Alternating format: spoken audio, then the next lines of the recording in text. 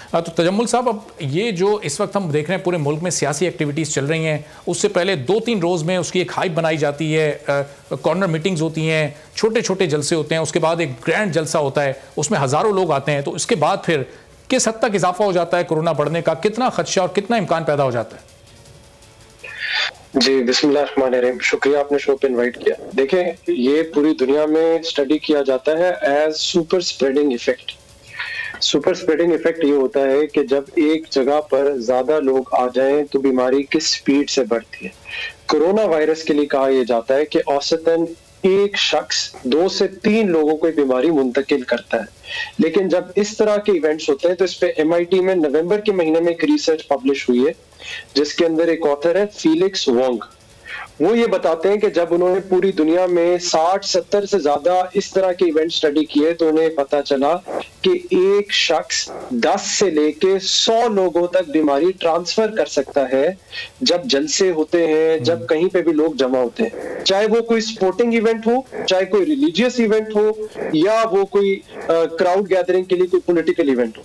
तो ये इसका नंबर बहुत तनासुब तेजी से बढ़ जाता है। और ये ना सिर्फ स्पेसिफिकली पाकिस्तान का, अगर आप US को भी स्टडी कर लें, जहां का बहुत जिक्र होता है कि वहां पे ब्लैक लाइव मैटर्स और बाकी सारे जलसे वगैरह हुए, तो एज वी स्पीक आप US में देखें 2.5 लाख से ज्यादा US में डेथ्स हो चुकी हुई हैं। और उनके जो केसेस भी हैं इस वक्त, मैं अभी देख रहा था आपकी इस मीटिंग, ये इंटरव्यू से पहले, वहां पे इस वक्त केसेस जो है वो 13 मिलियन क्रॉस कर चुके हैं। 1 करोड़ से ज्यादा लोग US में इन्फेक्ट हो चुके हैं। तो ये जो है, इसका इफेक्ट जो है ये पूरी दुनिया में हमें नजर आता है कि जब भी क्राउड गैदरिंग होती है इसी तरह बीमारी बहुत स्पीड से बढ़ती है।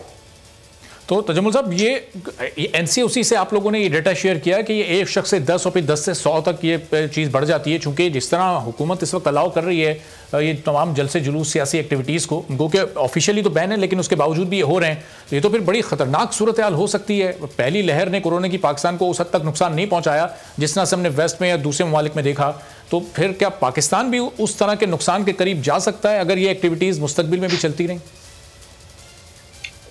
अगर हमने, बिल्कुल आप ठीक कह रहे हैं, अगर हमने एहतियात ना की तो हमारे पे जो इस वक्त हमारे अंडर कंट्रोल है थोड़ी बहुत डिजीज, ये हमारे कंट्रोल से बिल्कुल बाहर जा सकती है। NCOC को बात पता भी है, NCOC हमारी रिकमेंडेशंस काफी अरसे से पे ले भी चुका हुआ है और NCOC अपने तय इस रिकमेंडेशंस को आगे रेलेवेंट मिनिस्ट्री से शेयर भी कर चुका है। अच्छा, और क्या NCOC को आपने अपनी रिकमेंडेशंस क्या दी हैं? किस किस तरह के इवेंट्स नहीं होने चाहिए, कौन कौन से इवेंट्स किस किस तरह से किन SOPs के साथ हो सकते हैं, इस तरह की कोई रिकमेंडेशंस आपकी जानिब से, आपके इदारे की जानिब से गई हैं NCOC को? जी, हमने शुरू में स्कूल्स पे बात की थी। स्कूल्स के बाद हमने कहा है गैदरिंग किसी भी सॉर्ट की हो, चाहे वो सोशल हो, उसके ऊपर भी हमें चेक रखना है, जिस तरह वेडिंग्स वगैरह होती हैं, चाहे वो पॉलिटिकल हो, चाहे वो किसी भी पार्टी का जलसा हो, नहीं होना चाहिए, चाहे वो रिलीजियस गैदरिंग हो, चाहे वो किसी भी किस्म की रिलीजियस गैदरिंग हो, उसको इस वक्त हमें मोहतात तरीके से ऑब्जर्व करना चाहिए। SOPs वही है जो गवर्नमेंट डे 1 से कह रही है, मास्क, सोशल डिस्टेंसिंग। आपके सामने ये है कि जलसों में कितने को लोग मास्क पहन रहे हैं और कितनी को सोशल डिस्टेंसिंग हो रही है। ठीक है, तो डॉक्टर कैसर सज्जाद साहब भी हमारे साथ मौजूद हैं। डॉक्टर साहब, आप तो बताइएगा, आपको भी इस वक्त ज़ाहिर है आप आइसोलेशन में कोरोना पॉजिटिव आप हो गए, तो पहले तो अपनी तबीयत बताइए और फिर अब आज भी आपने देखा होगा तमाम दिन स्क्रीन पर किस तरह के मनाजिर मुल्तान से हम देखते रहे, कितनी बड़ी सैकड़ों हज़ारों की तादाद में लोग एक जगह जमा रहे, ना ऑपोजिशन इस चीज़ को सीरियस ले रही है, ना हुकूमत इस चीज़ को सीरियस ले रही है, तो फिर अब आगे हालात किस तरफ जा रहे हैं, क्या एनालिसिस देंगे आप? बिस्मिल्लाहिर्रहमानिर्रहीम। बहुत शुक्रिया आपका, अल्लाह का शुक्र है कि तबीयत बेहतर है। अभी 2-3 दिन हुए हैं मुझे पता लगा है, तो डायग्नोस हुआ है।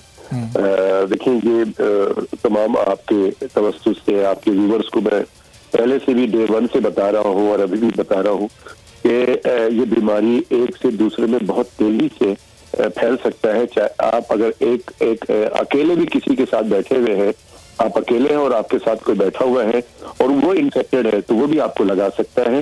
और 4-5 लोग हैं तो उसमें ज्यादा चांसेस है कि उनमें से कोई ना कोई हो, और अगर 100 लोग हैं, 1000 लोग हैं, फिर और ज्यादा चांस बन जाते हैं कि आप उसमें इन्फेक्टेड हो सकते हैं। लिहाजा मुझे तो नहीं समझ में आ रहा है कि ये जिस तरह से अपोजिशन वाले, इवन के हुकूमत वाले और दूसरे जो चीजें हो रही हैं, वो मैं समझता हूँ कि ये बिल्कुल गलत हो रहा है।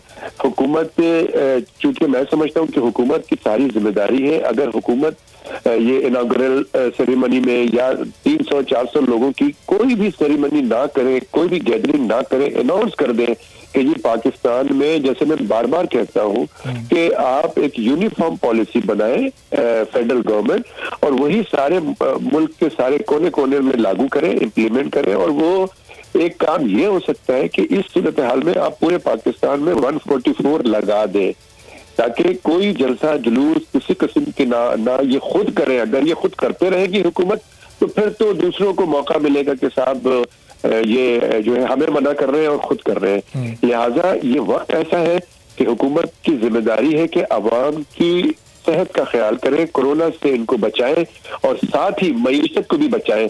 ऐसी इंटेलिजेंसी से हुकूमत को काम करना पड़ेगा। ये सिर्फ अपोजिशन को रोकने का मसला नहीं है, हुकूमत का अपना भी इस वक्त ये मसला है। कहीं कोई सियासी गैदरिंग होती है, कोई इनॉग्रेशन होता है, वो जलसे में तब्दील हो जाता है। ये एक्टिविटीज तो मुस्तकिल चलती ही जा रही हैं। आप लोग भी कई बार रिक्वेस्ट कर चुके हैं हुकूमत से, हुकूमत आपकी नहीं सुन रही, या हम भी रिक्वेस्ट बार बार करते हैं, हमारी भी नहीं सुन रही। तो अब इसका नुकसान आखिर में सब आवाम उठाएगी और फिर हेल्थ सेक्टर उठाता है, जिस पर लोड बहुत ज़्यादा पड़ जाता है। हॉस्पिटल्स की सूरत हाल इस वक्त ऐसी है कि सर्दी के सख्त मौसम में, जब कोरोना वैसे ही अपनी स्पाइक पर है, तो इसको कंट्रोल किया जा सके, कितना लोड आप लोगों पर पड़ सकता है? हॉस्पिटल्स की क्या सिचुएशन है इस वक्त? देखिए, ये बिल्कुल सही बात आपने की है कि लोगों को समझना पड़ेगा, और सबसे ज्यादा मैं कहता हूं कि हुकूमत की जिम्मेदारी है। बिल्कुल आपने सही कहा है कि अगर हुकूमत छोटे से इनॉग्रल सेरेमनी को जलसे में तब्दील करती रहेगी, जैसे मैंने कहा कि 2-4 लोग ही काफी होते हैं बीमारी फैलाने के लिए, तो आप यकीन करें, मैं बार बार ये कह रहा हूं कि फिर कोई नहीं बचेगा। आज मैं बीमार हुआ हूं, कुछ महीने पहले और मेरे साथी भी बीमार हुए, इंतकाल कर गए। अब तक 121 डॉक्टर इंतकाल कर चुके हैं, 26 के करीब पैरामेडिकल स्टाफ इंतकाल कर चुके हैं। अभी तकरीबन 3 से 3,500 डॉक्टर्स जो है वो आइसोलेशन में चले गए हैं। बेड्स की कमी होनी शुरू हो गई है आइसोलेशन में। कुछ पब्लिक सेक्टर हॉस्पिटल में कुछ जगह खाली है, लेकिन मेजॉरिटी जो प्राइवेट सेक्टर्स हैं वो मना कर रहे हैं मरीजों को। तो आप देखिए कि जो हमें आगे जो 2 हफ्ते 3 हफ्ते जो मुझे नजर आ रहा है वो बहुत ही परेशान कुन नजर आ रहा है। मैं तो बहुत परेशान हूँ कि ये कहीं ना कहीं से किसी न किसी को लगेगा, क्योंकि हर आदमी जब इन्फेक्टेड हो जाएगा तो ये बहुत प्रॉब्लम होगी। और आप देखिए कि बड़े नामवर लोग भी जो है ना इससे नहीं बचेंगे। अगर कोई ये समझ रहा है, कोई सियासतदान, कोई इस वक्त भी बड़े बड़े सियासतदान कोरोना पॉजिटिव हैं। खुद बिलावल भुट्टो जरदारी इस वक्त आइसोलेशन में, और दूसरे कई लोग आइसोलेशन में हैं। तो तजम्मुल, डॉक्टर साहब ये कह रहे हैं कि अगले 2 हफ्ते बहुत खतरनाक, परेशान कुन भी हो सकते हैं। और जब ये इस तरह की सियासी एक्टिविटीज़ जैसा आज मुल्तान में चली, 2 हफ्ते बाद फिर लाहौर में होनी है, तो ये स्टैट्स कहाँ जा सकते हैं? क्या लग रहा है आपको, कितना ये बढ़ सकता है अगले 2 हफ्ते में? फिर मौसम भी अब खासा सर्द हो चुका है, और ज़ाहिर कुछ रिसर्चेज ये भी बताती हैं कि सर्द मौसम में भी ये तेज़ी से फैलता है। जी बिल्कुल ऐसे ही है। हमें ये पता चलता है कि विंटर्स के अंदर और स्मॉग जिन शहरों में, वहां पे और तेजी से फैलता है। देखिए, आप कोई भी वायलेशन नोट कर लें एसओपी की, उस डेट को मार्क कर लें, 10 से 14 दिन बाद वो केसेस में ट्रांसलेट हो जाता है, 21 दिन बाद वो डेथ्स में ट्रांसलेट हो जाता है। तो हमारे पास हिस्टोरिकली भी जो जलसे हुए किसी भी पार्टी के, उससे आपके पास केस लोड आना शुरू हो चुका है। और जैसे डॉक्टर साहब ये भी कह रहे थे, हमारी मॉडलिंग के हिसाब से भी अगले 2 से 4 हफ्ते अभी हम पीक की तरफ जाएंगे। हमारा मॉडल अभी हमें ये नहीं बताता कि हम पीक पर पहुंच चुके हैं, तो अभी पीक की तरफ हम जा रहे हैं। तो केसेस का लोड हमारे मॉडलिंग टेक्निक के हिसाब से अभी ऊपर और जाएगा। बहुत शुक्रिया डॉक्टर कैसर सज्जाद साहब, और हमारी दुआ भी है कि अल्लाह आपको जल्द मुकम्मल सेहतियाब करे। तजम्मुल हुसैन साहब भी हमारे साथ मौजूद थे LFD से। तजम्मुल साहब, आपका भी बहुत शुक्रिया।